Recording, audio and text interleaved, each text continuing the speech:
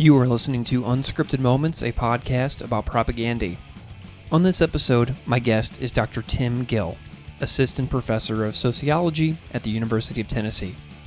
Tim came onto my radar through his incredible Twitter account at TimGill924, where he discusses academia and higher education, but also occasionally his love of punk rock and Propagandhi. Chris Hanna himself is a fan of Tim's Twitter, so if you are using that service, go ahead and give Tim a follow over there. Tim's interest in Propagandhi, however, goes way back. In fact, his first ever academic publication was a chapter called Propagandhi and the Politics of Subcultural Resistance, which he co-authored with Dr. Philip Lewin, and which was released in 2012 in a book called The Art of Social Critique, Painting Mirrors of Social Life. We discussed that chapter a bit in this episode. On this episode, we also discuss music.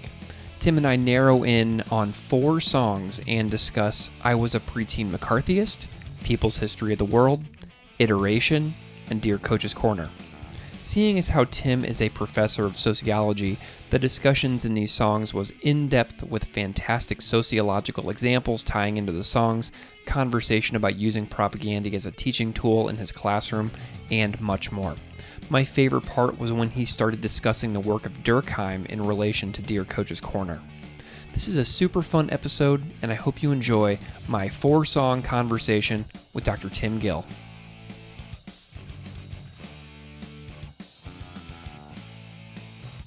Tim Gill, welcome to Unscripted Moments, a podcast about Propagandhi.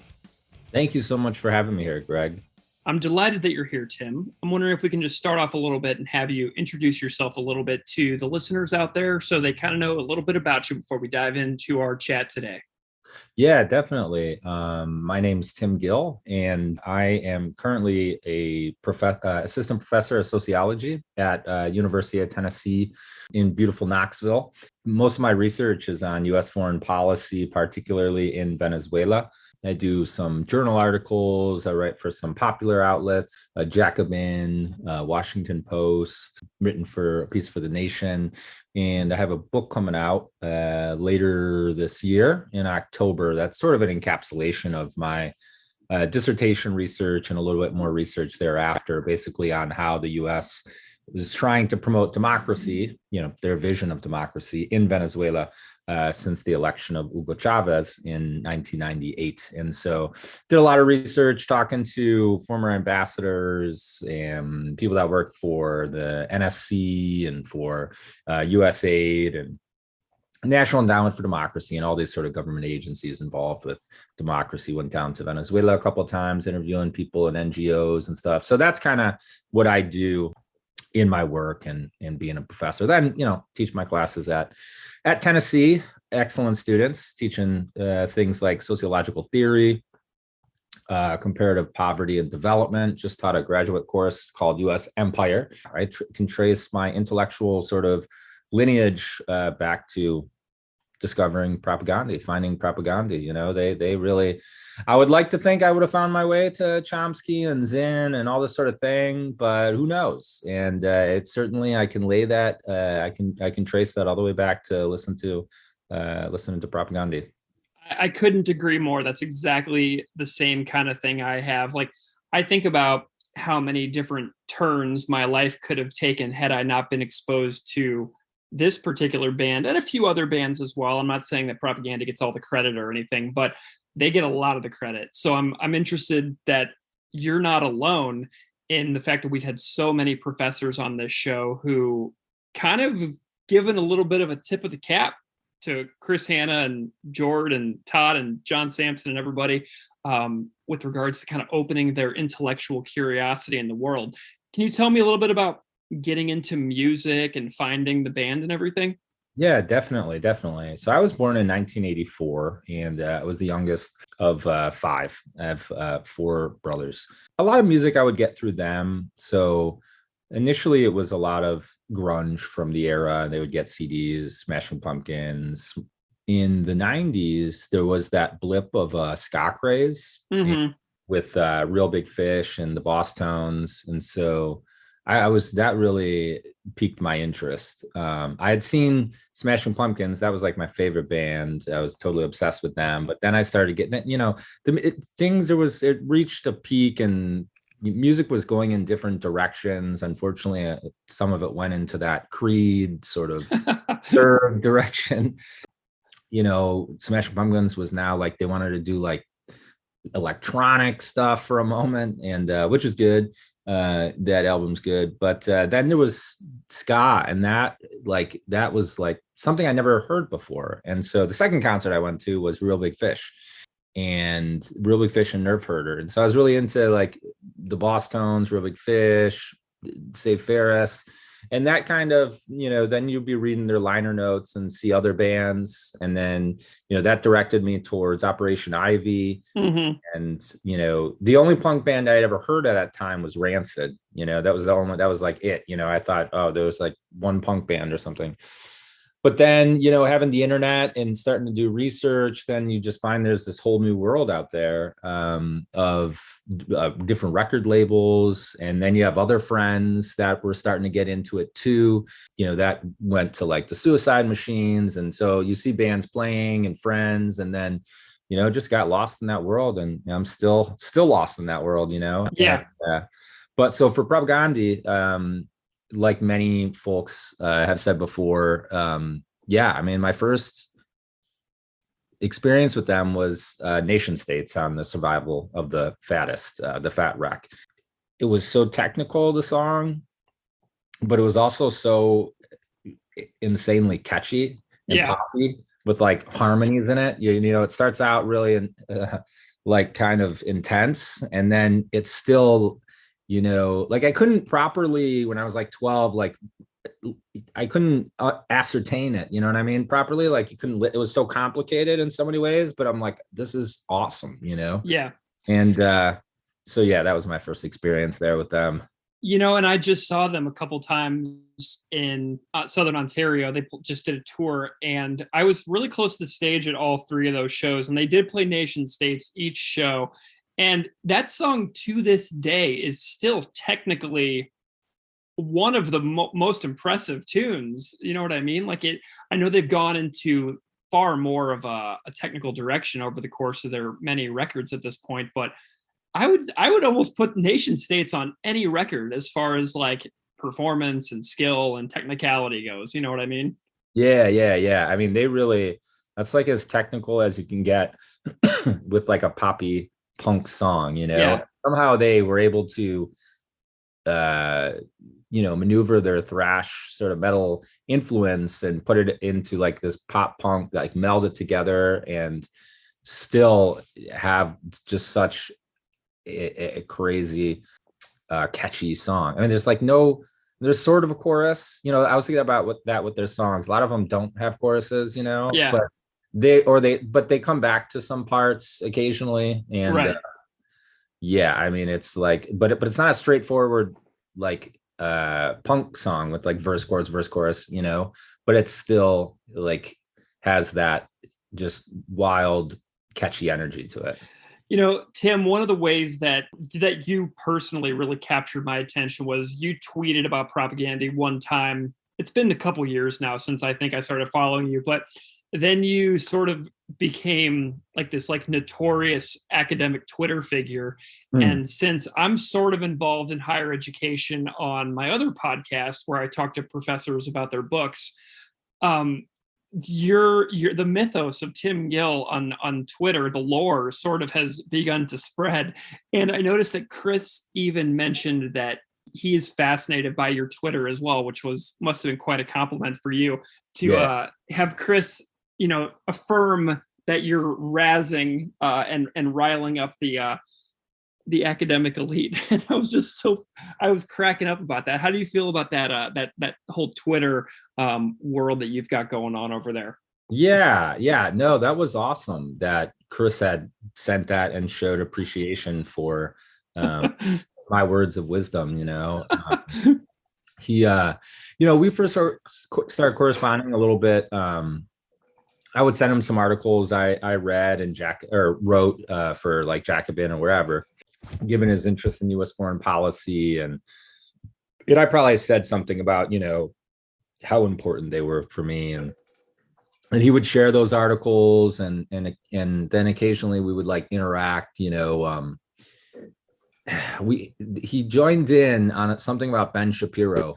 When I kept telling Ben Shapiro to take a sociology class, he at some point, Propagandhi, Chris weighed in and said, our drummer George, he took a sociology class, and so he needs to learn from George or something like this. Yeah. I mean, I think about myself being like 12, and I grew up in Cleveland, and sometimes things just felt like so far away, being in a band or seeing bands, or even interacting with like this band that has been your favorite band since you've been like a kid, and then to have them interacting with you and joking around. Yeah, it is cool. It is, that was and remains a very meaningful band to me. And so, yeah. And then he messaged me just randomly out of the blue and was like, yeah, I haven't been on here much, but I just wanted to let you know, whenever I am, your tweets are just killing me, something like that. And so that felt really good, that they're a band that, I mean, I don't know Chris personally and the folks, but what you get from the songs, like, yeah, they're serious minded, they care about shit deeply, but they aren't humorless, Right. They've always made room for humor and laughter, satire. And so, yeah, I think that, which is what I get into on Twitter, is a lot of, satirical absurdities, mixed in with serious minded stuff, and also trying to shine light on some shitty practices in academia and in politics, and which is a lot of what, Propagandhi is sort of all about, in the medium of Twitter. I think there's so much going on, but the fact that Chris Hanna would like what I'm doing and what I'm up to on there amid the whole storm of, Twitter accounts was really cool. So I really appreciated that. And I hope you still appreciate my tweets, particularly about gas quality. But those have been cracking me up lately. So, I won't harp on this too much, but one of the things that I really liked about your Twitter is whenever you critique the higher education job market and all of that kind of stuff, because I was in a PhD program and I actually dropped out just before comprehensive exams because I realized I had no interest in going down that path. So I got out when I realized that it was something I really just didn't want to be a part of. But I've watched so many people who have like hated the process continue on, and they get so far into it that they feel stuck. Like, if I give up now, if I leave now, I'm leaving all of this stuff that I ever worked for. So I just like your Twitter because it shows me those absurdities that I was noticing. And then I think about the alternative pathway that my life could have taken. So that's what I really love about it. But, you also have an article that you started your academic publishing career. And I just want to chat about it briefly because I know you have a co-author and everything, but you have an article called Propagandhi and the Politics of Subcultural Resistance, which you co-authored with Philip G. Lewin. And, we might have you and Philip come back sometime to talk about the article in a little more depth, but I'm just kind of wondering about the origin of this piece, what spurred you to writing this with Philip, and tell me just a little bit about this, because I think that if people listening are interested, they could go find this, and maybe we can try to make that available to them. But definitely. Tell me a little bit about this piece that you and Philip wrote. Yeah, so Phil is one of my best friends, and we met in graduate school at the University of Georgia. He did his master's thesis was on the punk scene in Athens, Georgia. So he was very familiar with the sort of all that kind of literature of culture, sociology of culture and music and subcultures and so on. And he also is into punk, and we had a band together in Athens. And nice. We did a small 10-day tour up to the Midwest one summer. And so So you can still have a little fun in grad school if you know, move things around and whatnot. And don't tell your professors about it, because who knows, maybe they will scold you. But yeah, so there was a call, you know, in the academia, you know, realm. Sometimes someone will put out a call that they might have a journal, a special issue on a topic in a journal. But this was a call for an edited volume from Sean Bingham, and who eventually actually became my colleague at UNC Wilmington. So we actually met back up. The guy who did the book, you know, I hadn't heard from him in a couple of years, and then he got a job. So that was cool to link back up while I was there. But so we had a call about, you know, sort of art and social criticism, and sort of wanting to put something together about how artists are social critics, and that there's often a lot of sociology and social thought, sociological thinking. And so I immediately thought of Propagandhi. And so I talked to Phil, was like, yeah, we should write this, you know. He likes Propagandhi too. And so he was sort of the mastermind behind a lot of the literature and put a lot of the stuff together. I was just starting my graduate career at that time. He was a few years older than me in the program. And so I was second author on that. He was first. And we just, you know, thought about the lyrical content of Propagandhi, and how, you know, the title of Subcultural Resistance wasn't just about how they're part of the punk subculture, therefore they're resisting, but also how they tried to shine light within the subculture on some, you know, shitty, masculine, violent, homophobic, etc. practices that go on in the punk world. And a lot of punk bands didn't do that, or they were encouraging, you know, shoving people around and, you know, using homophobic slurs and all this type of thing. Whereas Propagandhi was sort of like, they were showing how a lot of the things that punks are, you know, criticize, they get reproduced within the scene itself. Yeah.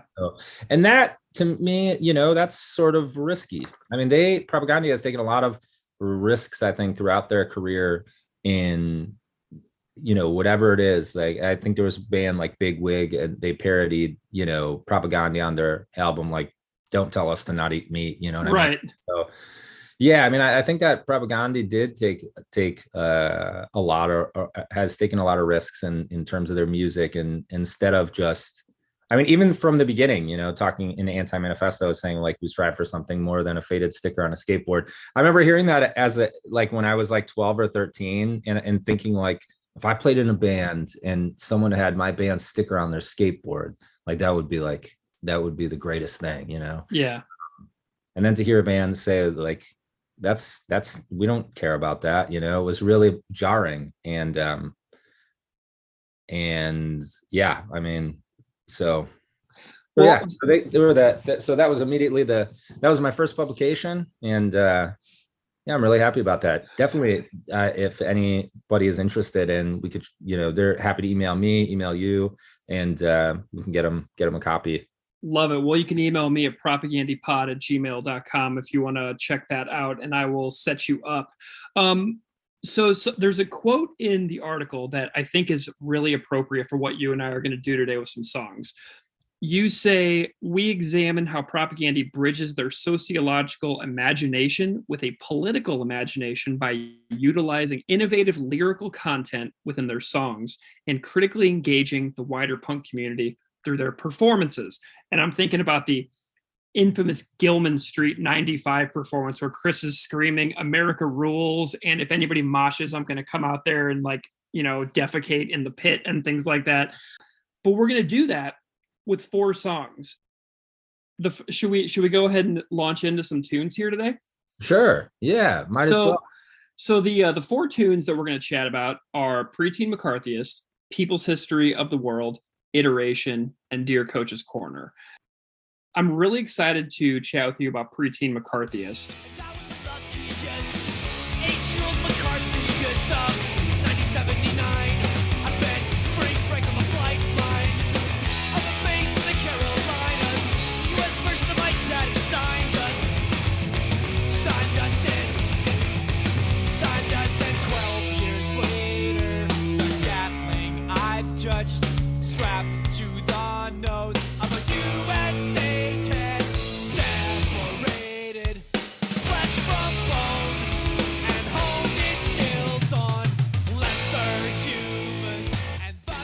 first. We'll go just kind of in order of how the songs appear throughout the chronology of the band.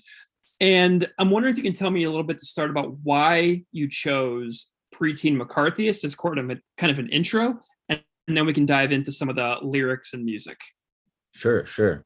Yeah, this song, Pre-Teen McCarthyist, is probably, I think it's the most meaningful song to me out of their catalog. I mean, I love a lot of their songs, but this one I really enjoyed, and it gives you insight into Chris's life, because a lot of songs aren't so personal, I think. And there are, a few throughout the catalog, but a lot of them are sort of on substantive issues, be it vegetarianism, U.S. foreign policy, etc. And I really like this because it gives you a lot of insight into his upbringing and sort of philosophy, if you will, a life philosophy. And it's I very much connect with the upbringing that he talks about. I went to school in Cleveland. I grew up in a neighborhood, West Park neighborhood. It's the west side of Cleveland. It's a lot of people that work for the city. My dad was a pipe fitter, and a lot of cops, a lot of firefighters. The area is very loud about its Irish heritage and and their working class nature. There's even a brewery there now called Working Class Brewery, and they have a pipe fitters porter, which I appreciate. But I went to a Catholic grade school there, St. Pat's. In some ways, there was repressive elements. They didn't want me to have patches on my backpack. They didn't want me to wear a Suicide Machines shirt, and everything was sort of like, I mean, I still have some teachers from there that I'm still in contact with, but, still the social studies curriculum was the US is great. And of course, God is great and all these types of things. And so, it's very insightful, relatable, and in the end, hopeful. It traces out, I think, how we are indoctrinated in schools and the basics of what sociologists call a civil religion, and to be patriotic and stand in front of the flag and have little art projects about the flag and all this type of thing. But along the way, you start finding bands like Propagandhi, or you start reading something on the internet about the history of US foreign policy, and you start realizing that things are not the way they're presented. In that moment, everything in my life thereafter sort of came down. It has been about realizing hypocrisy of the U.S. and the indoctrination, and having a sort of global vision about what the U.S. has done throughout the world and how others perceive the U.S. Like that sort of epiphany, if you will, is something that is still with me. It's something that my research is about, what I read about, what I try to challenge in a lot of my work. I love the line when he says, maybe you're a lot like me. You identify 14 years without a choice, terrified the moment you wake up and realize, you jump ship, you either swim for short or drown. And that is sort of like we oftentimes come to this moment or like a break in our life when we can go different ways, and some folks don't question the indoctrination. Some folks buy the flag and fly it outside their house and whatever, but they aren't as critical often are not as critical of US foreign policy and of the founding of the country and all the rest of it. And so that song just always really, it just, you're 14, you're in 8th grade, and then you kind of get out, you go to high school, and he said, it just, him saying, maybe you're a lot like me, you identify, it just like, yeah, you can totally relate to that. But then it's optimistic too, I think, when you said, don't let the fuckers drag you down. Like, be confident. And yeah, things can be alienating. Like I remember going into high school and I went to Catholic high school too. And I was describing myself as an agnostic by that point. And people were sort of like coming up to me and like, you shouldn't be in this school if you're an agnostic, and you shouldn't, et cetera, et cetera. And it's risky too when you're a kid and you start thinking differently and you start challenging authority figures in some way, or the narrative of the country or stuff about religion. It can be a very alienating experience. It's much more comfortable just to sort of sing the praises of the school and religion and the country. And so this song I think is great because it's he's saying, look, I went through the same thing. Don't let these fuckers drag you down. Yeah, there's a line too that I'm curious about your thoughts on. So since your research is so involved in US foreign policy, the line separated flesh from bone and honed its skills on lesser humans is a line that I'm particularly curious to have you comment on. Yeah. I think that's another realization that when you start looking around, you see that war is basically everywhere.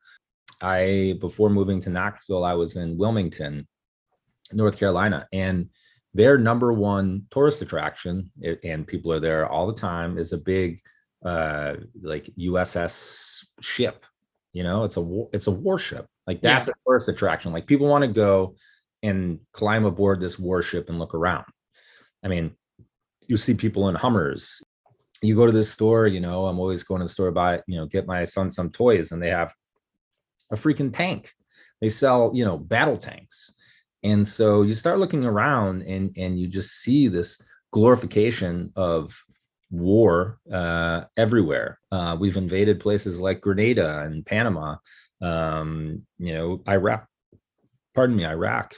There is oftentimes a justification. You hear people, something from Tucker Carlson came out around the time of the Iraq war, and he was calling individual, Iraqis, he was calling them monkeys and saying, basically like they're less than us. Who cares? I remember when Iraq was going on, and I was at John Carroll in Cleveland, and there was a debate, and one woman had said, who cares if we bomb them? They have bombs going off every day. It doesn't matter, and it's just a sort of depiction of that. Yeah, that there are some, individuals that are seemingly less than others, or that we should control them, if it's through violence, if it's through war, or if it's through other methods, and that's sort of what I look at in my own research, that the US and its promotion of democracy tries to get certain political parties elected. I mean, they basically intervene in elections and politics to try to get their preferred candidate elected, and it's sort of, to me, I talk about this in my work, I actually use the term that Propagandhi has deployed in the song. It's neocolonialist, in the sense that, just like the British and others, and the US in some places too, they think that it's their duty to provide tutelage to individuals who don't understand their own interests, right? And so in Venezuela, citizens were voting for Chavez. Chavez wasn't a perfect person. There was plenty of issues regarding democracy in the country, but the reality of the situation is that Venezuelans voted for him. That's who they selected. Why does the US feel that they need to go in and tell them, no, that's not who you should be voting for. You should be voting for these other people. And that's what they did. They had all these programs where they would, everything from creating fake community groups that would distribute information, basically trying to push people towards the opposition. They even linked up with some universities to provide schooling and promoting free market so that individuals could, as they said, push back against socialist ideology. So they had designed all these programs that were basically interventionist to try to get Venezuelans to vote a particular way, the vote the way that the US wanted them to. And so, it's still a mindset, I think, the term lesser humans, I still think it's a mindset that the US knows better, and they understand how to do democracy and how to do politics, and that they think that they should be imposing it. Meanwhile, we've had multiple presidents in the last few decades who've gotten elected without the popular vote. So it's like, we got a lot of problems here at home with our own democracy and electoral college and all the rest of it. But yet we still have this colonialist mindset that we should be going around and telling people how to vote and et cetera. Tim, something else. So Chris, I didn't grow up in a military family. So Chris's perspective on this song is something that I've never personally experienced, but the bravery that it would take in order to grow up a certain way and then to turn your back on it in a way that everybody in your family would be able to see exactly how you've flipped, and then having to like be a part of that family. It takes a lot of guts, you know what I mean? Like, what do you think about this, like this bravery of like growing up in a certain mindset and then just like flipping your worldview so publicly and so extremely? Yeah, definitely brave. I mean, when you find a lot of, I always, and of course there can be various permutations of this, but yeah, I mean, I hear a lot of stories from students and young folks and other people involved in the punk scene too, that they would come from a conservative family and where they're, the family's watching Fox News, and then they just totally have a break with that, and how much, how that can cause a rift between people. I mean, again, in some ways, yeah, life would be easier if you were just sort of went along with what your family said and didn't make any, didn't ruffle any feathers, and all the gatherings could be okay. But people have convictions, and, yeah, I don't know. It'd be fascinating. I don't know if Chris has talked more in depth about that relationship with his family and military and all this type of thing. But yeah, I would be very fascinated to know, to learn some more about that, if there was a big rift that was caused. And it's weird because my parents weren't in the military, but my grandfather was, and my grandmother, and one of my one uncle and an aunt. And so one of my brothers was in the Navy and came out. So I do have some lingering military folks in my family. I can understand how that could cause rifts. I'll just leave it there. Tell me what you think about the music of this one. Do you have any particular thoughts about the performance in general of this tune? I personally love Jord's performance on this one. Tell me what you think about some of the music here. Yeah, the drums are excellent. I mean, it's clearly during their, more poppy punk phase. And the song is very simple. I love playing the song on the guitar. It's a lot of the same chords, that's like a lot of the same 4 chords, and there's some various permutations towards the end and whatnot. But it's so like subtle and muted, and there's like no chorus really. And yet there's only 4 chords pretty much, but the way that it's arranged still makes it very complicated, like far more complicated than your straight ahead, just punk song, up tempo, verse, chorus, whatever. Just the ending of the song is always, it's weird. There's some bands you listen to, and like at particular points in your life, and you listen to them a lot, and like you can't stomach even going back and listen because you've listened to it so much, it's like worn off or you've evolved. But like that song is one that's just like the ending the song when he starts to go into maybe you're a lot like me, it's like that, like after, that whole end of that song is just like still gives me the chills. Like it just, it's so it just like you can feel like the passion and emotion. And I just, that part of that song still just like totally crushes me. And I gotta tell you, this is a song that every time I see them live, I hold hope in the back of my mind that Pre-Teen McCarthyist will be busted out every time. Yeah. Have you? I saw them play it once, like in 2007, but never since. But I'm never going to give up. Never going to give up. Tim, let's move on to people's history. What do you think?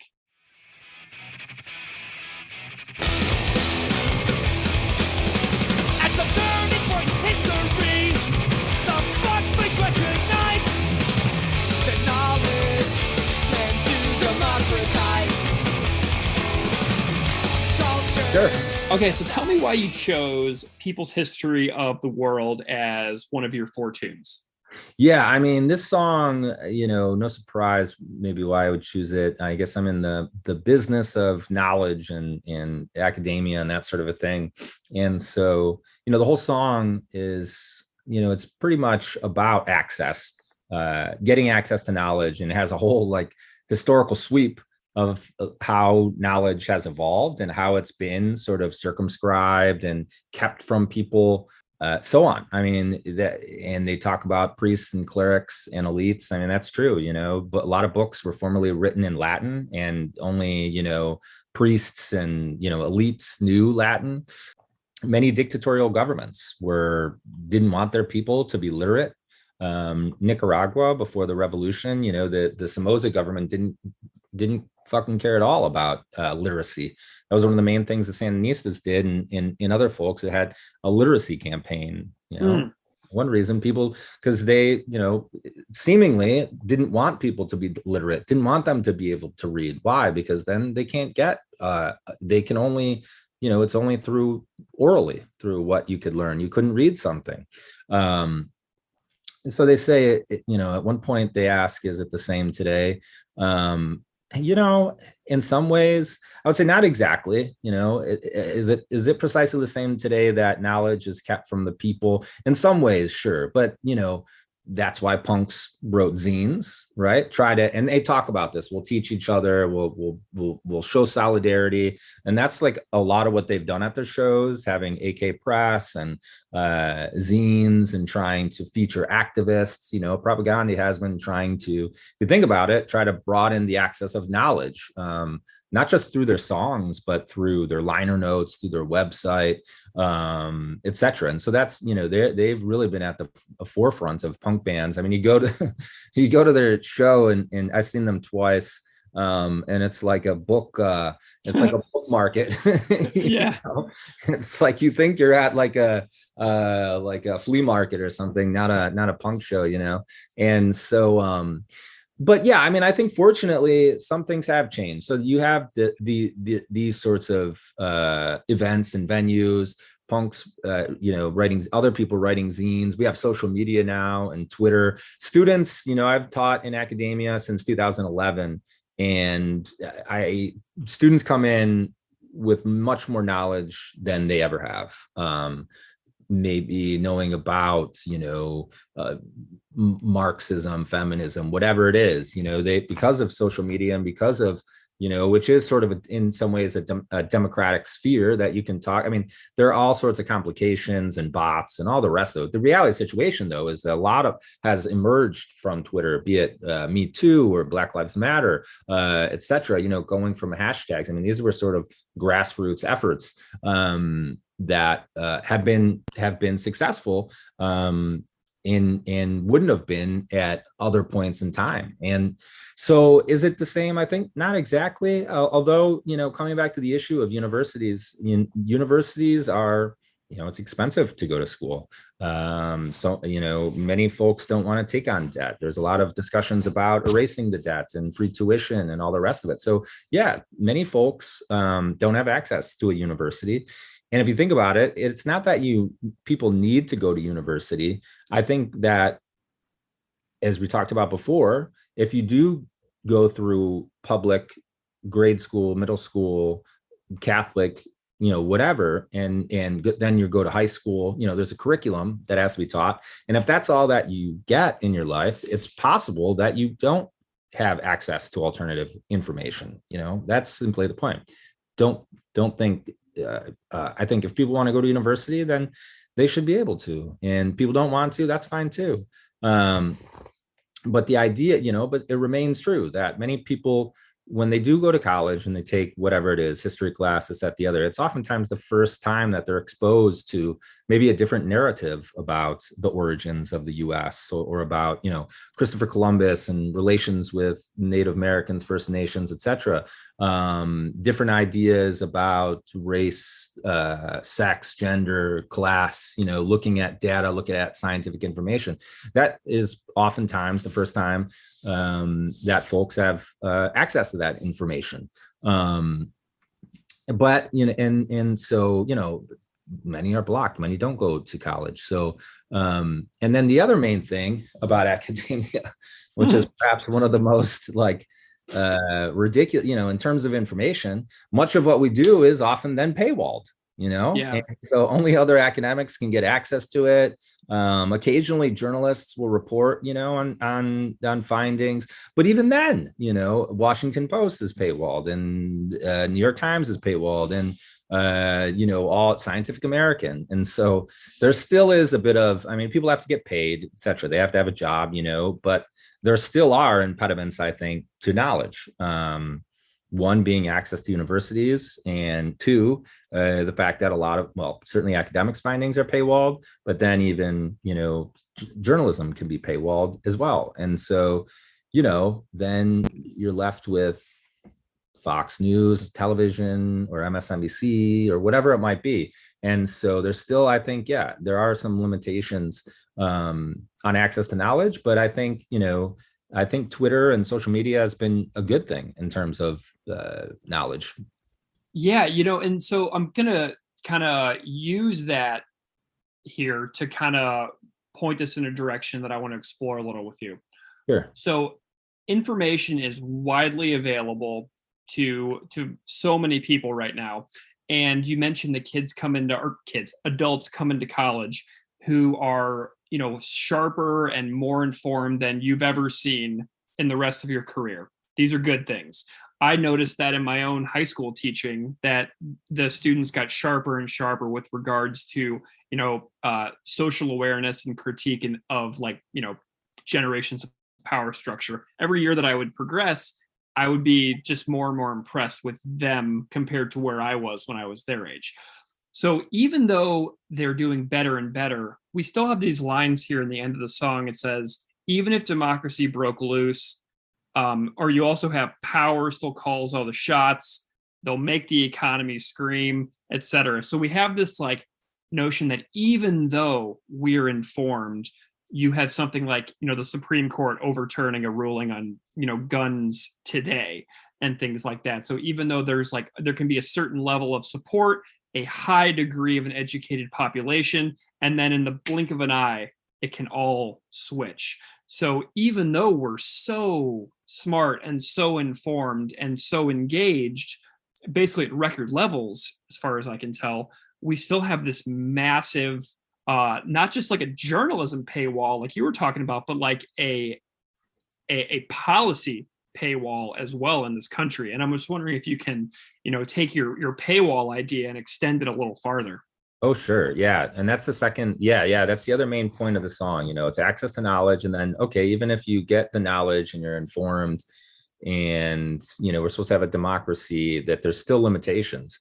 The reference, of course, as the Make the Economy Scream is with reference to the Nixon administration and their response to Chile and Salvador Allende. And when the Chileans elected Salvador Allende, a socialist, a leftist, who wanted to make some reforms, bring some industry under state control, expand literacy, expand social programs, etc.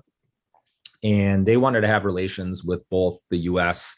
and the Soviet Union. They didn't want to be, a satellite state of either. They wanted to forge their own path. And because, Allende wouldn't just pledge allegiance to the U.S. and follow U.S. global leadership, Nixon said that we're going to make the economy scream in Chile. And so what did he do? He worked with the CIA, through the CIA and actors on the ground, including General Pinochet, who eventually became the brutal dictator there for over a decade. They worked with the CIA to induce shortages in the country. They had businesses hoard goods, and this it made the population think that there was shortages because of Allende's policies, and that inflation because of Allende's policies.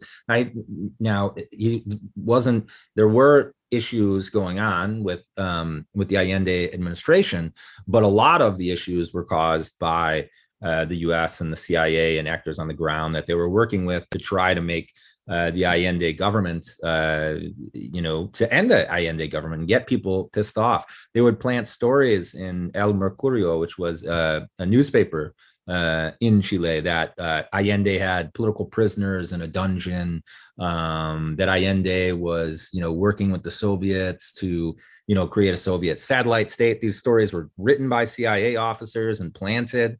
This is one of the tactics that they do. So, yeah, I mean, in this instance, right, people wanted Allende. And what did the U.S. do? It power still calls all the shots, and they were able to work with Pinochet and get Allende overthrown, and he killed himself, and it was a dictatorship until the 1990s, and they're still dealing with the ramifications of the dictatorship. But you see, that countries do, elect leftist folks, and recently in Chile and Colombia and so forth. And the U.S. has sought to intervene oftentimes to try to undermine these groups, and showing the limitations of democracy in terms of, globally what the U.S. does. But even in the U.S. itself, there are limitations on democracy as well, in terms of, the funding, particularly campaign funding that goes to congressional folks. And even then, when people elect folks, what research shows is that congressional members represent the interests of their richest constituents. Mm-hmm. And so, there is, you think about, I talk with my students about this a lot too, and C. Wright Mills talked about this in The Power Elite. He's a sociologist famous sociologist from 1950s.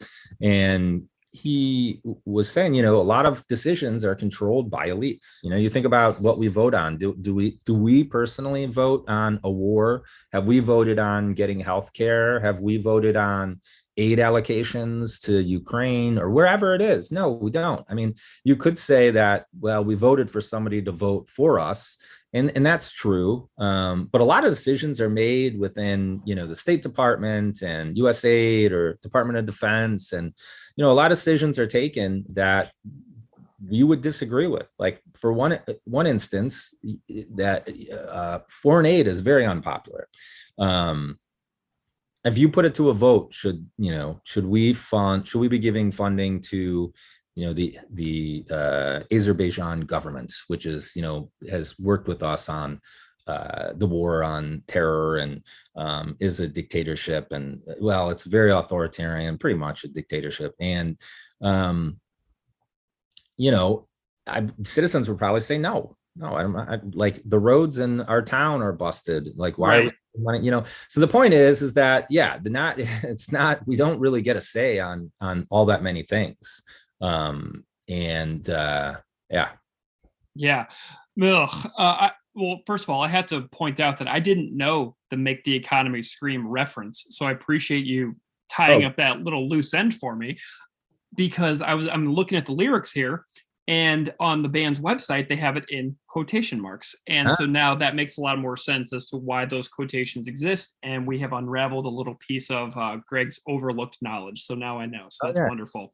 Yeah, that was Nixon. I think he was talking to Kissinger, and they were talking about the situation, which we do. And Kissinger was saying, like, we can't just let them elect socialists. And Nixon was ordering, we got to make the economy scream. And I think there's even audio of it because he recorded everything. Tell me a little bit about the music of this tune and how you feel about this banger.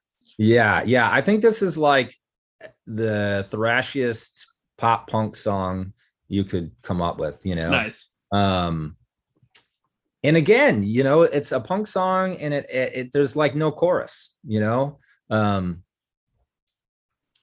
it shifts keys, and it's just, I mean, thinking about the music, this is what makes Propagandhi very unique in terms of punk. I mean, it really annoyed me when people would often compare them to like NoFX, who I don't as a band, I actually don't really care for. And they just never clicked with me ever. And I know a lot of people love that band, et cetera, et cetera. And so when people would say, oh, those first few Propagandhi albums are like NoFX or Lagwagon skate punk, I'm just like, what the hell are you talking about? Like, no. And Lagwagon's another band. I've seen them live. I just can't.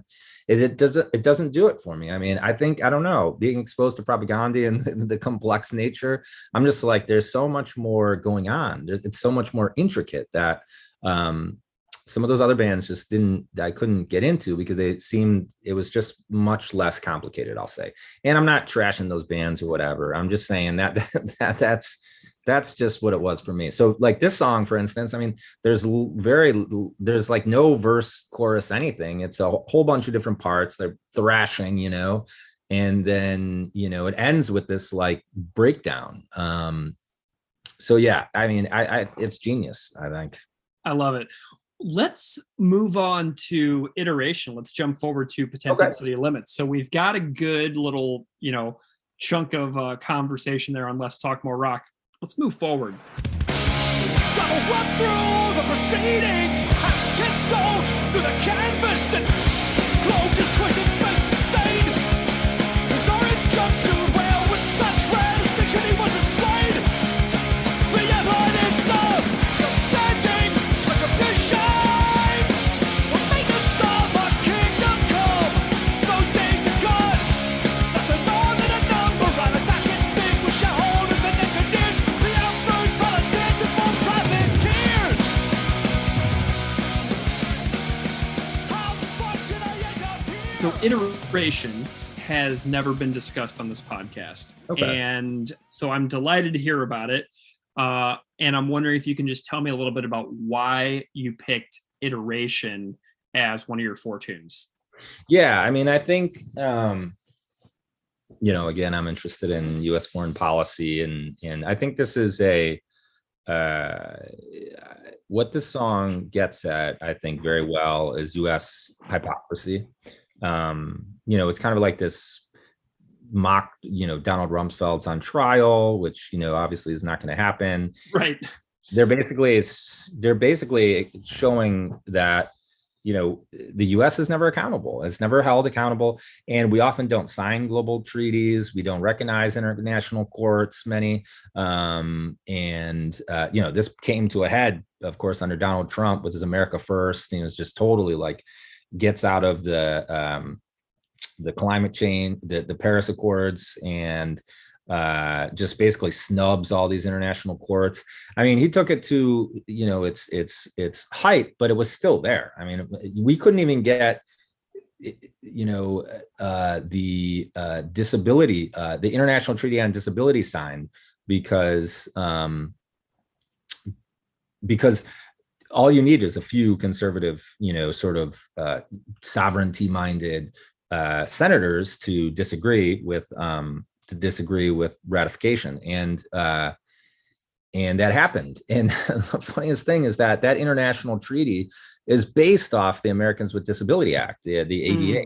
And so, but still, they said, no, we're not going to submit to this treaty because we don't want to be held to we don't want anyone else to tell us what to do. And, which is just like, I mean, acts like a totally rogue actor so often. And of course, it's hypocritical because we do so much around the globe. But yeah, I mean, it's pretty much by design, right? The U.S. knows that we do so much. We're invading and intervening, and so doesn't want to be held accountable. And it's hard to imagine that Rumsfeld or George Bush or would be held accountable. So I think that, and again, it gets at the issue that the U.S. has been a country that's been nearly consistently at war since, at least since World War II. And as we talked about before, everything is war in this country. It feels like when you start looking for it, toy tanks, the historical markers, the ship, the glorification that goes on, yeah. And then I think the song also addresses at the end, and this part crushes me too, when he starts talking about this man who had lost his daughter. And yeah, I think it gets at this ever looming question of, why do people hate the U.S.? Why do people hate the U.S. government and the U.S. military? Well, okay, if you're friend or daughter or partner was droned or bombed or somehow killed by this group that's telling you that, they're coming to save you, then yeah, people are going to be pissed off. If some government killed my son, I would be unreasonably angry. And that anger could go down many different paths. And so, the question of why people would hate the US government after all our support for dictatorial governments and dictatorial policies, and our interventions and all the rest of it. Well, yeah, no shit, no, like no fucking shit. People aren't stupid. A lot of people abroad know a lot more about US foreign policy than people in this country. And that's because they have no other choice because they're subjected to it. Right. And so, and this persists as well. We don't say a whole heck of a lot about Saudi Arabia. In fact, that's oftentimes, every US president goes there. That was the first place that Trump went. Right. And there was the orb. Yeah, the orb and a bizarre Toby Keith concert about, drinking whiskey makes no sense. But then we pound the pavement about Cuba and Venezuela, which I'm not saying are, great governments, but only saying that the hypocrisy just looms. And so, go into, try to get certain people elected in Bolivia and Venezuela, but then, go and pay respect to the Saudi Arabian government. I mean, it's just totally, it's it's just totally laughably hypocritical. Well, and I'm thinking too, as well, of like undeclared acts of war. Do you know what I mean? Like places like Yemen or whatever, where there's never been like a declared official act of war, yet the US government tends to operate in those places. And then we hear about it like way later, so there's like so much. And I think about the dead daughter's picture line all the time, because I have a daughter. And so when I read that, when I was re-listening to the song today before you and I got on the call, I was like, his dead daughter's picture. And I was like, oh God, it was just a punch in the stomach. Yeah. And so I was thinking about that as we got on our call today. Yeah, exactly. I mean, I would be unreasonably, I don't know, it's hard to think about, I mean, before I had kids, of course, when you have kids, I'm not saying, of course, people can feel empathy, outside of kids, but when everything hits different once you have kids, when you see violence in films, and I never thought that would happen to me, to be honest. Same. Because I was always like, I'm a big horror movie fan, and there's almost like a informal rule that kids don't get killed in like young kids don't get killed in horror films. And I was sort of like, there can't be these rules. It's horror films. And now I like totally get it. It's just, it's very triggering when you hear about violence against kids and you have your kid and start thinking about your own kid.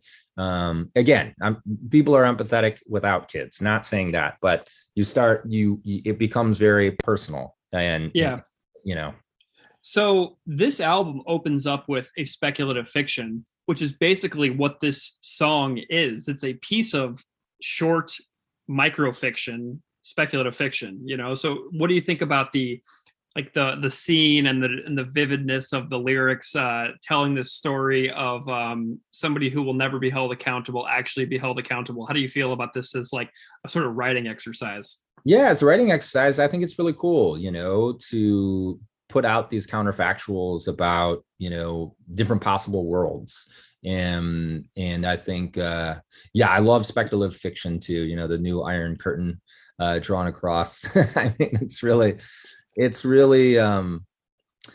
attests to their creativity. They've always, been into sci-fi and things like this, and some dystopian, and some literature. I don't read enough. I don't read enough fiction. I try to read like one a year. I'm just so steeped in sociology and nonfiction that I rarely have a chance to read any fiction. I like Kurt Vonnegut a lot, and recently did Audible, one of his, but I got to do a little bit more. But I enjoy this. I think it's really cool, especially in these regards, this kind of historical, counterfactual stuff. And I think it really is a testimony to the creativity of Propagandhi, and for them to push the limits and defy sort of genre conventions, as they always have, and to, as their music got more technical and the songs a bit longer, a lot of the content has become is more complicated. I mean, they have always been a band, they just push the limits on, a stereotype of punk is that you like fuck your parents, fuck authority, and but it can come across very vapid, but Propaganda is sort of like, yeah, fuck authority and fuck what the government's doing, and here's why, and I'm going to explain it all, and so yeah. So I have a couple of musical observations on this song. Whenever Chris has that line, "Can't gouge 10,000 eyes from a single head, so and then it goes into that da-na-na-na-na-na, and that snare roll that Jord uses to connect to the next line, "I think we should observe a sentence that will serve to satisfy both the sense of function and poetry." That snare roll, I know it's just a snare roll, but to me, that particular like moment in this record, like, is one of the crown jewels of this entire album. And Todd's bass line, do do do do do, underneath that section where it's like so crystal clear, those bass lines. I just think that this song has some amazing musical moments that stand out, and I'm wondering if you can, if you have any comments or thoughts on the music. Those are some of mine. Yeah, no, I think you nailed it. I mean, I think this is sort of like, that bass line, you can totally, that's amazing. I don't know, like, if it's, I was thinking about this song too. It's like they're going in like this, I don't know if it's like prog rock or what you would say, but they're like melding so many elements just so fantastically. And yeah, Todd's bass is really killer. Nothing against John K. Sampson, but Todd really brings in that, like, those funky bass lines that you're just, I don't know if it's like jazz fusion or what's going on, but he's got some really cool influences that you wouldn't think you could bring into this genre. And they just blend it so well. It's an excellent song. I can play like Pre-Teen and Nation States and all the rest of it. I've never tried to play Iteration on the guitar or any of the or many of these later songs, because they're like above my pay grade, So question. So let's think about the previous record, Purina Hall of Fame, which from Today's Empires, which closes out the record on that blazing guitar solo. Iteration has a solo that also closes out this song, but it could not be more different. So whenever I was listening to this album for the first time, getting towards the end of Iteration, I was like, are they going to do a Purina style shredder to like fade out on the record? And it kind of is there, but it couldn't be more different than Purina's. And I'm wondering if you have any thoughts on that outro solo on this one. Yeah, I love that. I love the ending of this song when it's like Time and Tide, whatever. And then it does that da-na-na-na, da-na-na-na. Those guitar lines, like, that even just thinking about it gives me chills, because I love, it's very, it's kind of overused, but it does have a very like epic kind of, that, and the ending of that song too, like totally crushes me. It's I think it works so well, it works because it's a somber ending. It goes from like this whole situation down to Rumsfeld weeping, he's arrested, but then it kind of does get, it takes on a serious tone at the end. And I think the music matches it perfectly. Like, this closing line, no one can anticipate the inevitable waves of change. I think what we're seeing before our very eyes right now is a portion of the U.S. government that's doing everything in their power to ensure that inevitable waves of change are as hard as they possibly can be to actually accomplish. And I think we're seeing it in front of our very eyes. The last line of the song is what we're seeing every single day on the news right now in this country. Yeah, I mean, and that's the thing, is that like you can't do what the US has done and expect that there aren't going to be consequences. The term a lot of folks use is blowback. And, that's what a lot of people aren't mad because we listen to Propagandhi or we, eat pizza or whatever the hell. I mean, they're mad because of the treatment and that of what we've directly done in terms of intervention and the governments that we've supported and the ways that we've tried to impose our vision on other people. People don't like that. And yes, there are going to be consequences. And so, a lot of things that you didn't think were possible, planes flying into, 9/11, that this sort of situation.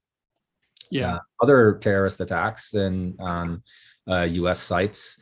I mean, what happened in Libya,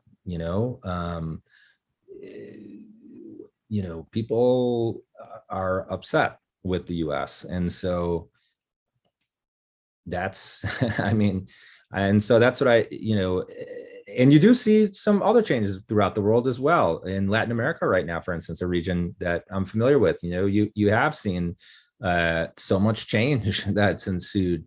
Historically, the US has been sort of, viewed Latin America as its backyard. And people were not happy with that. They overthrew the Somoza dictatorship. They have elected people like Evo Morales and Hugo Chavez in the post-Soviet world after the US sort of claimed victory and, the end of history and all this type of thing. And, the triumph of capitalism. And actually, no, people are not happy with that sort of project. They're not happy with US-led neoliberal capitalist privatization, et cetera, et cetera. And so then what do you see? You did get someone like Hugo Chavez in power in Venezuela, who basically embodied all of that resentment towards the US and its policies. So the waves of change are there. I totally agree with that. I love it. Well, let's jump forward a couple more years to the supporting cast LP and your selection from that record, Dear Coach's Corner.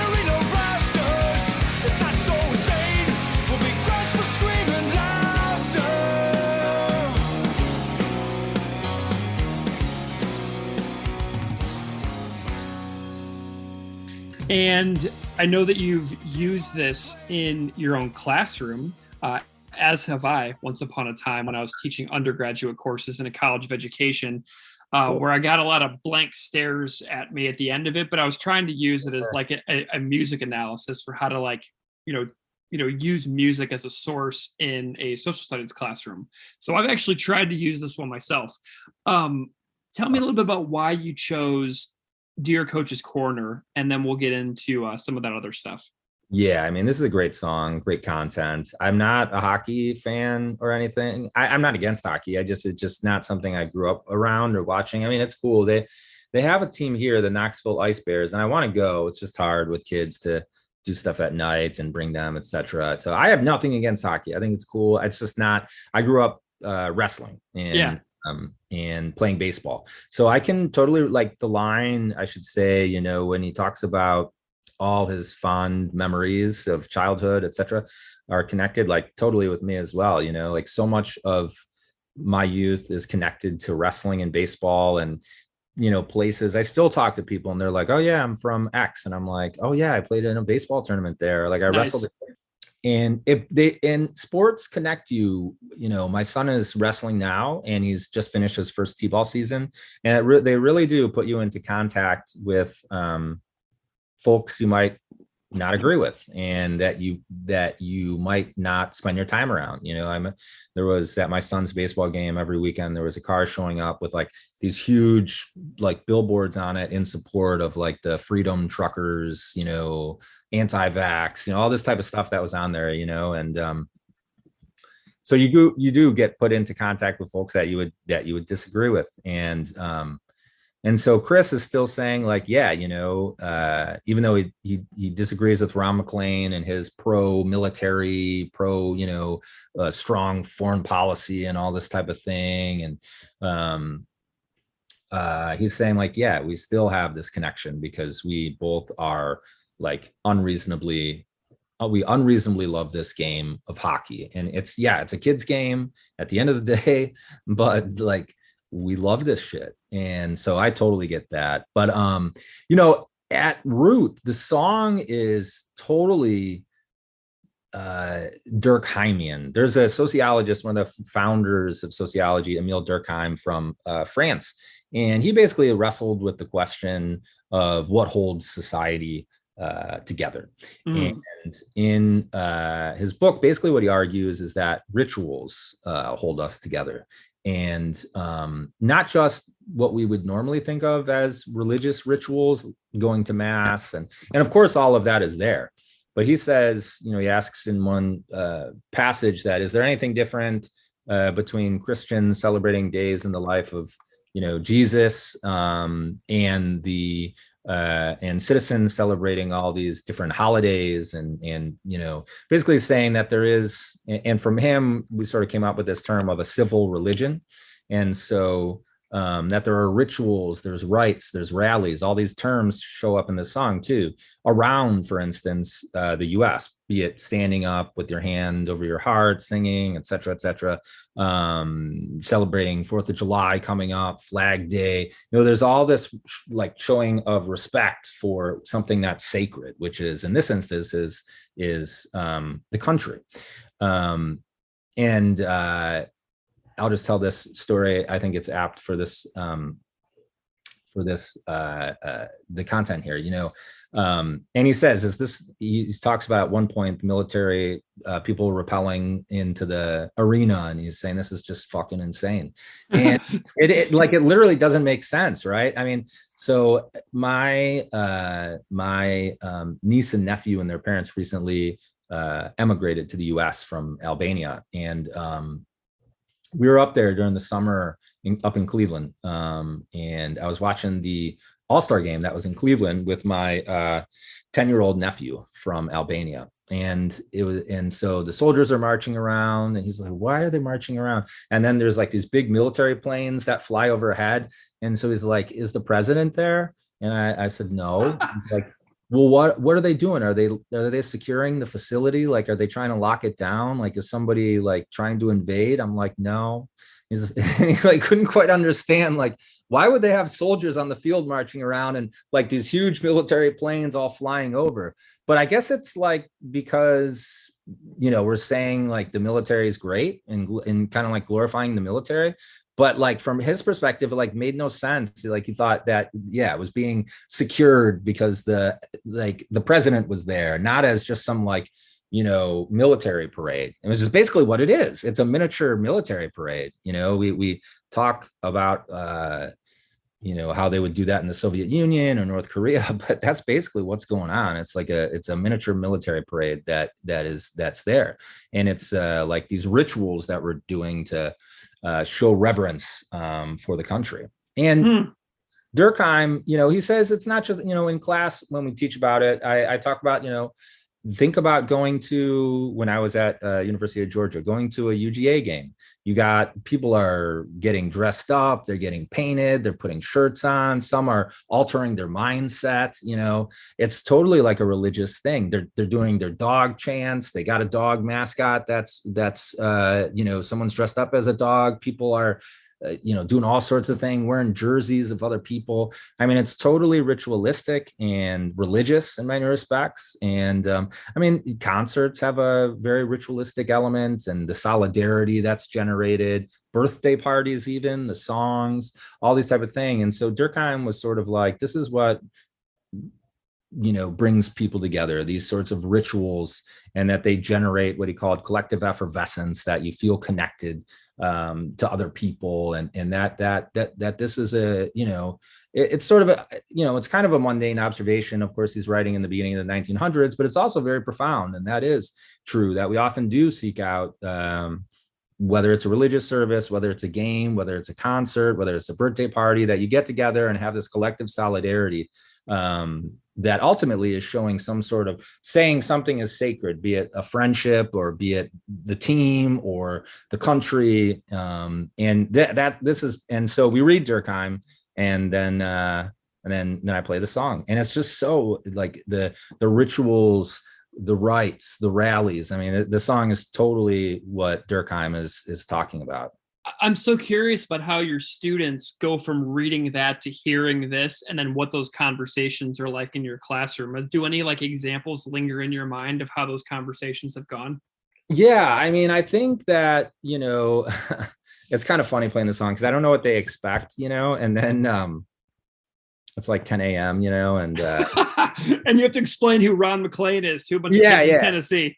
Yeah, right, exactly. And then it's like, and then it's so crazy at the beginning, like and he's just like thrashing, and they're just like, what the, and then it tones down, and so we listen to the song, and then I do think they start thinking about like, why would you do that why would you have the military marching around for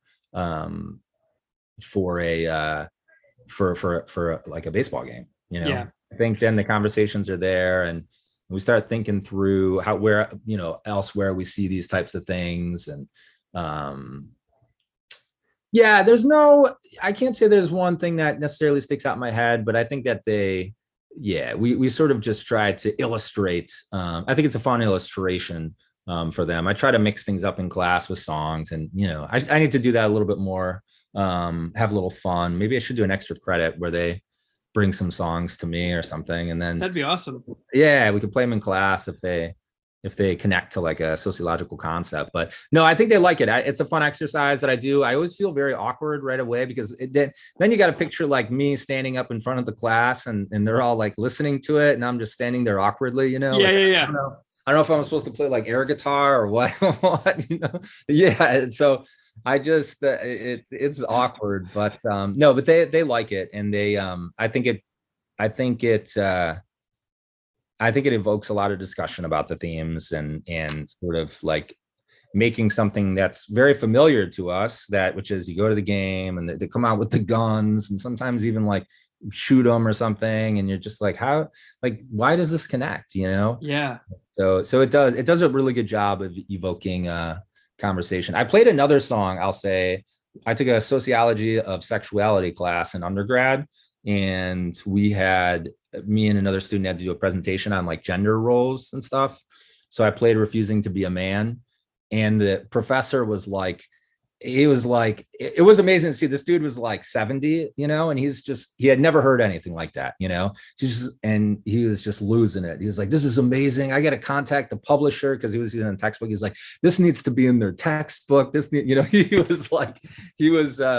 He was going out of his mind. And so that was great to see. But I played that as an undergrad in that class.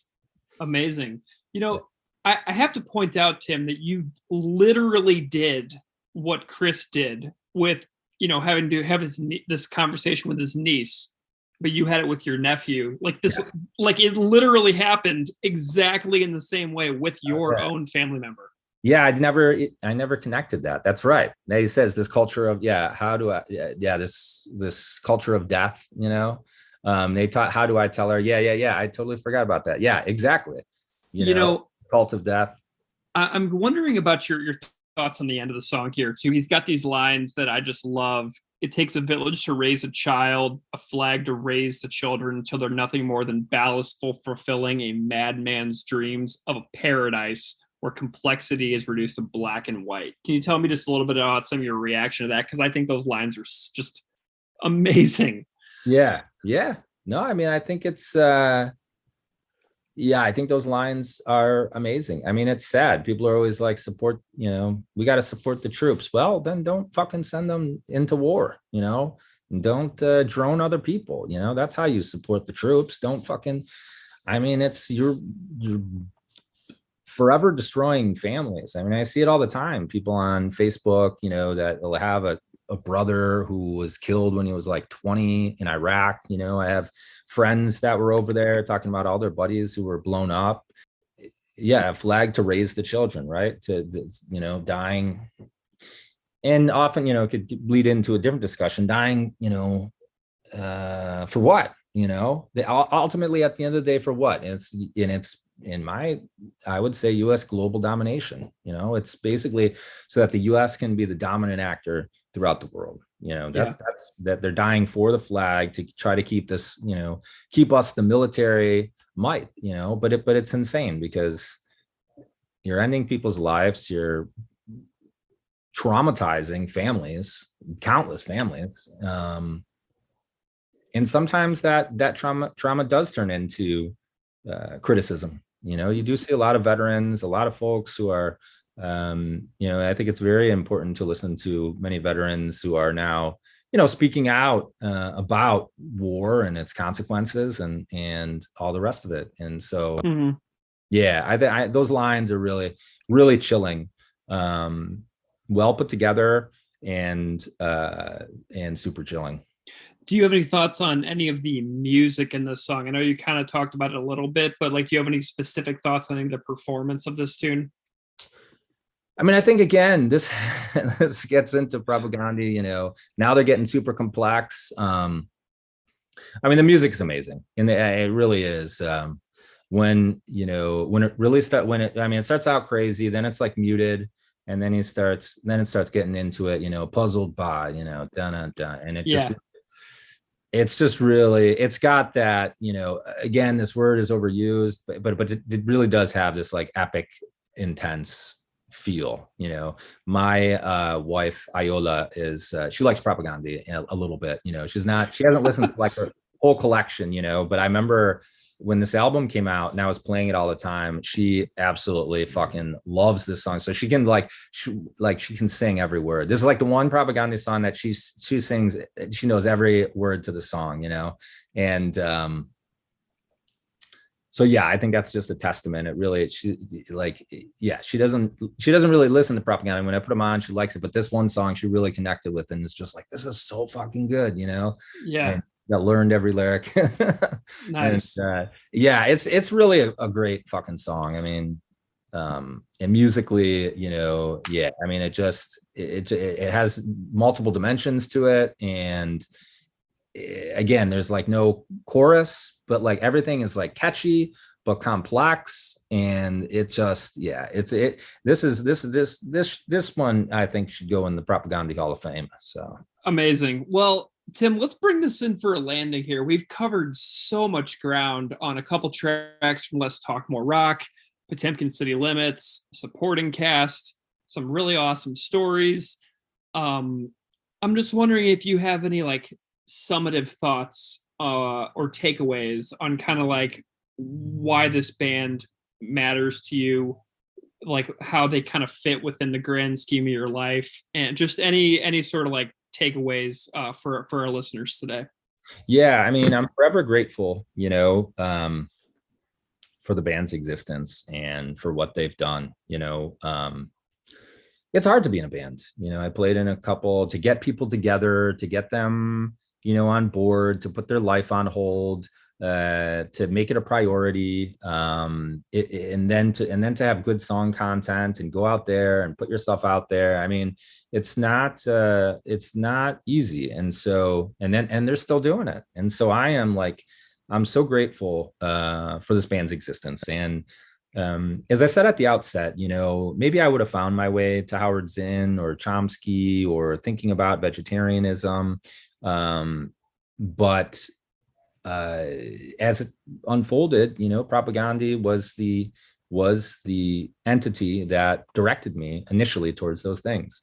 I became a vegetarian because I read what they wrote, and it made sense. And I had never thought about it before. And so I became a vegetarian because of this band. I did read Zinn and Chomsky at an early age because of this band. I started thinking about the fact that people were using homophobic slurs. I'm like listening to this band when I'm like 12 or 13, and yeah, I was using them too. And then, I started thinking about that and stopped. And, so this band really introduced me into alternative ideas that I wasn't getting anywhere else at that particular point in time. And there really wasn't all that much on the internet. And so, yeah. And the music is great too. The music is excellent too. So they're like the total package, like great music, great messages that still resonate with me. And I can honestly trace where I am today back to Propagandhi, that they were the initial entity that really opened the door for me to looking at foreign policy and all other sorts of inequalities throughout the world. And then when I was in undergrad, I found sociology, I was like, holy shit, this is like people doing scientifically what punk bands like Propagandhi and the Broadways and Operation Ivy and others are talking about, like talking about classism, racism, sexism, and they're studying it scientifically. And I was like, this is like totally like the punk rock discipline. I mean, other disciplines, you can do this stuff too, not just sociology, but that was the one that clicked. I was like, this is like everything that fucking Propagandhi and other punk bands are talking about in college. And so now I'm a political sociologist and writing on these things, and forever grateful for their existence and their continued existence, and being good people and trying to make a better world, better musical world, and all the rest of it. Love it. Well, shout out to the Broadways as well, and past guests of the podcast, Brendan Kelly. Great shout out there, especially because I'm from St. Louis, so the Broadway's just up the road in Chicago. It's kind of a nice little Midwestern connection. But Dr. Tim Gill, real pumped that you took so much time out of your day to come and chat about your work and the music of this incredible band and this batch of 4 songs that you curated for us to chat about. It means a lot, and I'm just really grateful to you for spending the time with me today. Thank you. I'm grateful for what you're doing with the podcast, and very happy that you had me on. I really appreciate it, and I enjoy listening to all the guests.